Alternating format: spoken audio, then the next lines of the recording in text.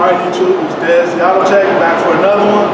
So this video I'm going to talk about should you become an Auto Tech in 2018. So this is the second portion of a discussion that Brian number 6 had about should you become an automotive tech in 2018. So I'm going to put a link in the description box and a card to this channel if you want to see the beginning portion of this video. So let's get into it. So the question is, should you become a mechanic? And I say yes, but I want to discuss with you guys some of the things that I've gone through and the judgments I had to make in order to become the mechanic I am today. Of course, I'm not a finished product, but these are some of the things that I had to do. So when I first came into this, I went from a totally different background. I was a manager at a retail store. So I really started at the bottom of the totem pole.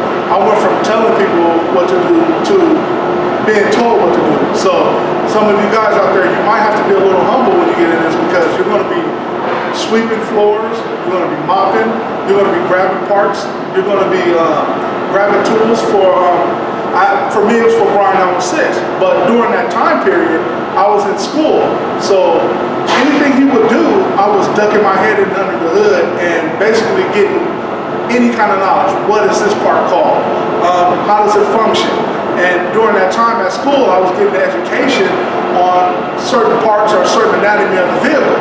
So I would come back to the shop and Brian number 6 would describe to me what this means and what the function of it is. So first of all, you want to be humble in this industry, because you're not going to start at the top and you're not going to ever know everything.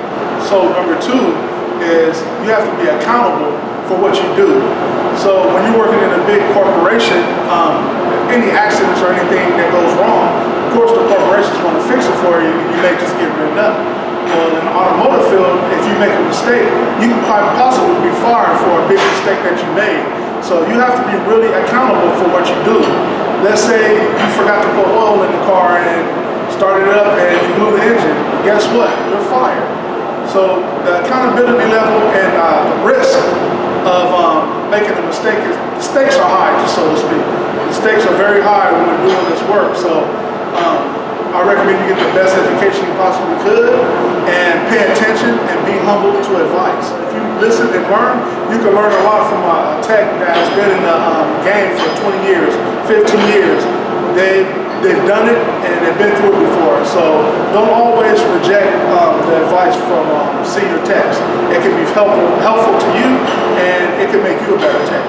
So now that we just talked about accountability, this kind of blends into what I want to talk about, covering your rear end when you're in this industry. Because there's many times where you'll get a vehicle that's on the cusp of destroying itself. Let's say, for instance, your customer brought it in, they wanted to get a brake job, and they parked the car in the parking lot, but they also didn't put oil in their car. They leaked all the oil out. And it's just at that moment where it's about to see you start the car up, damn, you seize the engine. Who fault is that? So you have to have the wherewithal to understand when a customer brings a car and you have to cover your butt. So that means you need to check the vehicle out and inspect certain things to make sure that you can move the vehicle, because you don't always know what you're going to get when it comes here. Surprise! I just wanted to reiterate what Dad said about covering yourself. Please listen to that point if you haven't.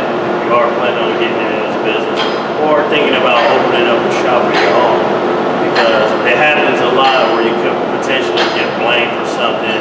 It could be customers' ignorance, or it could just be a nasty person.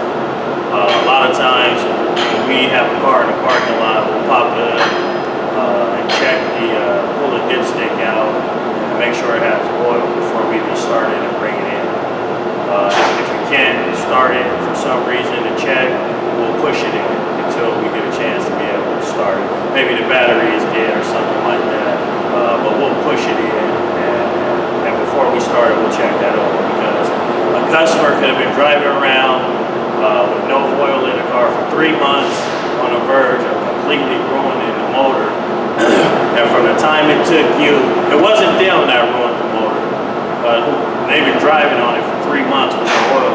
It had to have been you who started it up and only drove it for 30 seconds for the you broke it. It couldn't have been the 3 months that they drove around with no oil in it. It had to have been you.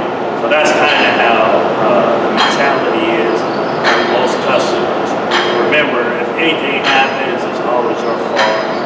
Most of the time, people will blame you for something that you had nothing to do with. So you got to cover yourself. So with that being said, make sure you document everything you see with the vehicle, even if it's a little thing. It saves you a big hassle later on. Another thing you should consider whether or not you should get in the automotive field is your education level. So I would recommend that you know how to read because you're going to need to be able to read service manual. You're going to need to be able to read TSBs, maybe instructions that you might receive from a particular part, special instruction. And I recommend you know basic math because you're going to need to basically jot down some numbers every now and then. So your education will determine if you will succeed or not in this industry. So another thing that I want to mention too, getting into this field, not only do you have to learn parts in a vehicle and how a vehicle works, but you have to also learn about tools. Now, I know many of you may have never used some of these tools. There are specific tools to automotive. There may be honing stone tools to hone out a cylinder ball. There may be pulley pullers tools to pull pulleys off, or a harmonic balancer tool to remove a harmonic balancer.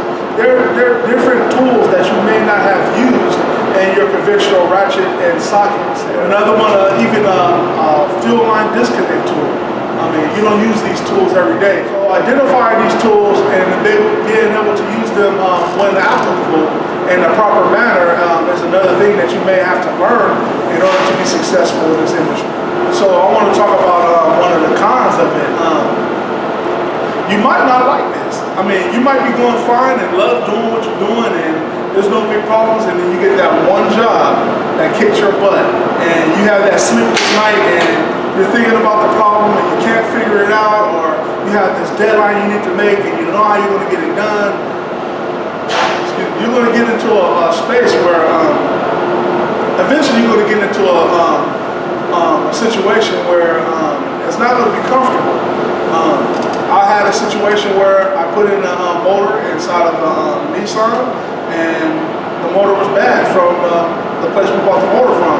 I didn't cause a problem. I installed it correctly, but I had to pull it back out, get another one, put a new one in.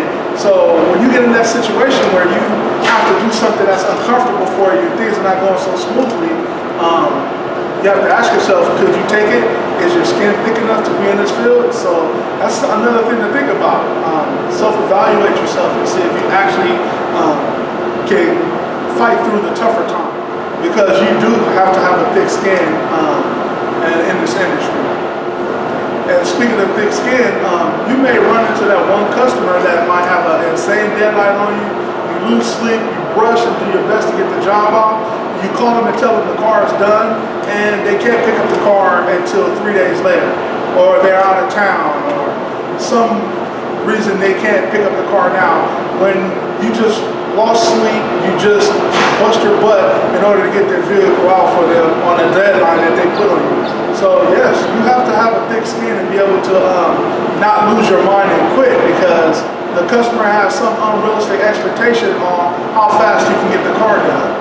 So last but not least, I want to talk about pay. So pay in this industry can be good if you're a skilled tech.